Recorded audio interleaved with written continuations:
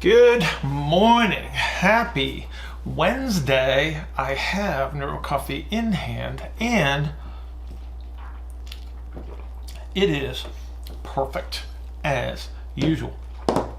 So today is Wednesday, and I think you all know what that means. It means that tomorrow morning, 6 a.m. Eastern Standard Time, Coffee and Coaches Conference call. Last few have been pretty awesome, actually. We've had a lot of fun. We get a lot of new people on, and from all over the place too. It's been pretty wild and crazy. So please join us, 6 a.m. Do you have to drink coffee? It would be a good thing for you, but you don't have to drink coffee. We have tea drinkers, we have water drinkers, and if you can't get the videos to me, that's okay too. Just go to my professional Facebook page. The link will be there somewhere between 5:30 and 6 a.m. and click the link and join us. Okay, we got a really neat little question. That's something we don't talk about a whole lot, but I think it's going to be very useful, and we're going to describe it in a certain circumstance, but it applies to a lot of different situations, not just the one that we're going to talk about. So this is from Tom, and Tom says, is there a connection between anterior pelvic tilt, sacral nutation, and pelvic floor behavior? I have noticed that a lot of my clients who are mothers that are dealing with incontinence present with this postural bias. What are your thoughts around this? So Tom, this is a really good question, but let's expand this a little bit. It's not just moms. It's not just females. We got males that deal with these things too. And so we can apply this in a broad scope, because the presentations that we're going to talk about are actually very common. But we will sort of bias our discussion towards the mom issues and some incontinence things as we describe the behavior of this pelvic outlet and the musculature. So Tom, you mentioned a very specific presentation. As soon as you said sacral nutation, we're going to be starting from a wide ISA archetype bias. So let me grab the pelvis here and we'll kind of talk through that a little bit real quick. So if my sacrum is nutated, then I know I'm going to be in that orientation. This biases me to an anteverted hip socket. It biases me towards an IARD innominate, and then from a pelvic outlet standpoint, I'm going to have a concentric orientation of this anterior outlet, and because of the sacral position, I'm going to have a bias towards an eccentric orientation of this posterior outlet. So that's where our starting position is. Now, let's superimpose a pregnancy on top of this, and so we have downward pressure, we have an anterior expansion of the abdomen, and so then what we're going to end up with is we're going to actually change the axis of the pelvis. So the pelvic axis enters the pelvis at an angle and usually goes straight down. But under these circumstances, because of the orientation of the sacrum, we're going to have a reorientation of the pelvic axis. And so what that's going to do, it's going to promote more of this posterior expansion. We've got a posterior compression in the superior aspect near the base of the sacrum that's going to be pushing us forward, and we're just going to kind of keep going. So right away we start to think about, okay, what kind of measures are we going to be looking at with these folks? And so with the anterior orientation, you're going to see this loss of external rotation. Now, we also have to think about a progressive element of strategies here, because we've got a change in the center of gravity, and we're talking about the pregnancy factor here a lot. So I have an anterior expansion that's going to push me forward. I got to push myself back. So chances are you're going to get this anterior compression as well under most circumstances, right? And so now I've got a pelvis that's getting compressed anterior to posterior. So what happens is I'm going to lose the diameter of this anterior posterior space, and I'm going to actually widen it side to side. So if I took a hoop and I squeeze the hoop, I get wider away from the compression. I get narrower towards the compression. So that's the kind of situation that we're talking about. Now, that's all well and good.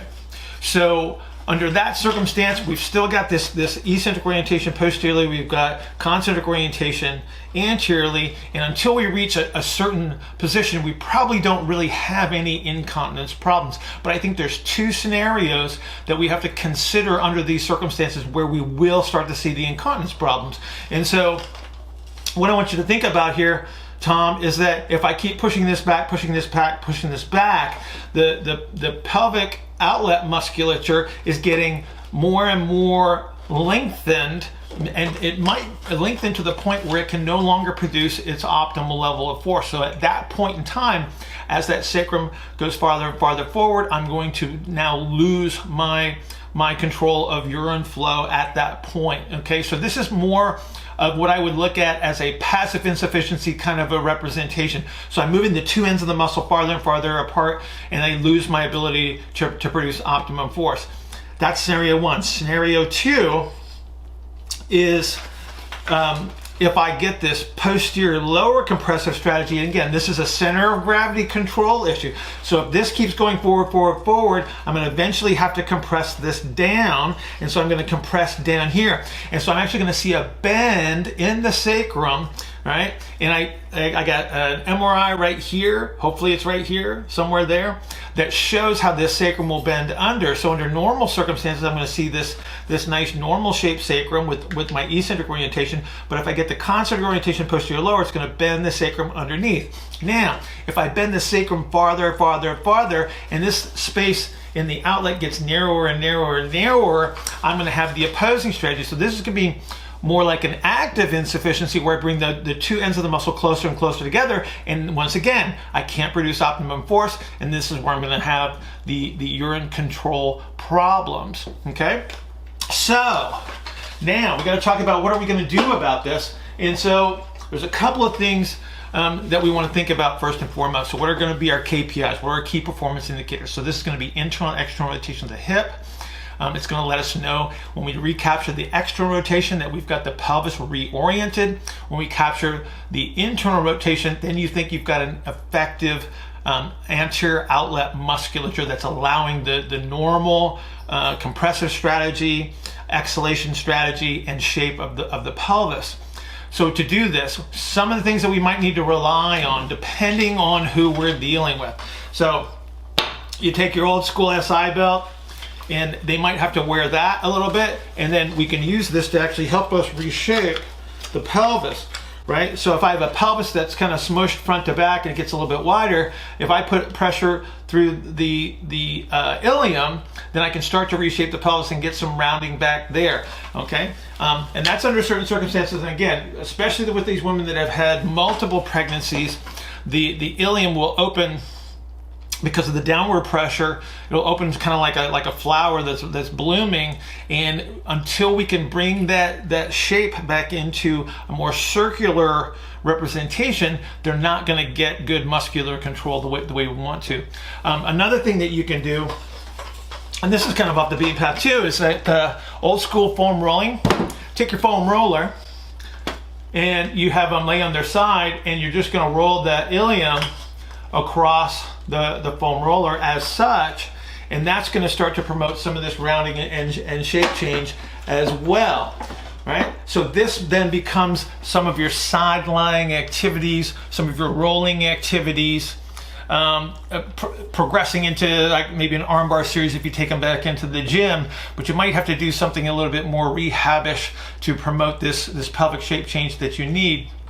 We work in split stance in sideline. That's also another great way to start to reshape the pelvis. Once you recapture the hip IR, then you can move to things like half kneeling. You can start box squatting, and one of my favorite ways to restore the pelvic outlet behaviors, and then your good old-fashioned Camporini deadlift once you get that IR back, because that would be indicative of, like I said, of a more normal behavior of that pelvic outlet. Once you recapture all this stuff, this is going to be somebody that you're going to re-educate in their hinging activities to help maintain this strategy.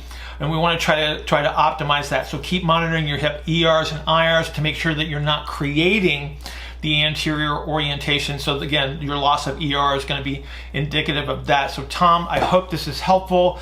Great question, very useful for a lot of people. I'm going to confirm some of this stuff with my pelvic floor specialist, Dr. Sarah. I did not stutter. She's got 2 doctorates. And so if she's in conflict with me, then maybe we'll do a little update on this one. So thanks again, Tom. Everybody have a great day. I'll see you at 6 a.m. tomorrow. Have a great